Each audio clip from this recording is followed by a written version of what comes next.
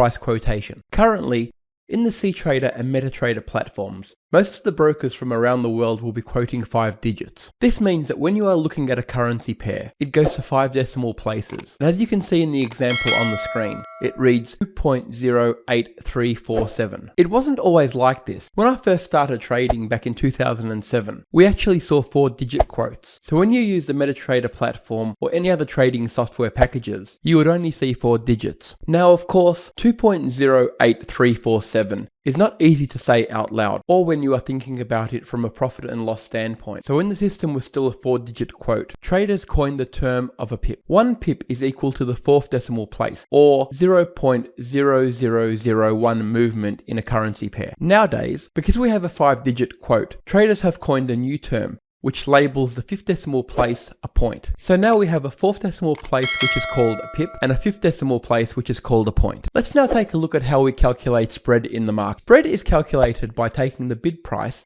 and then subtracting the ask price. We can see that the difference between the bid and the ask is 0.00107. Now, as traders, we don't want to use a number like this, so let's convert it back to how many pips it actually is. We can see here that the spread is 10.7 pips, but spreads these days are rarely this large. If you are trading any of the major pairs, like the Euro US dollar, the Australian US dollar, Great British Pound US dollar, or even the US dollar yen, you will generally see spreads that are a lot smaller. When you are trading in normal conditions, you may see anything from 0.5 of a pip to 1.5 pip, but only during economic news events could you see spreads move much wider. Once again, it wasn't always this way. Back when I first started trading, it was around 15 pips just to trade the pound yen, so it was a very expensive exercise just to enter the market. We now have an opportunity as Forex traders to be able to buy into the market without such a high initial cost, which gives us a far greater chance of placing successful trades. Finally, let's take a look at what a price quotation for the Euro US dollar looks like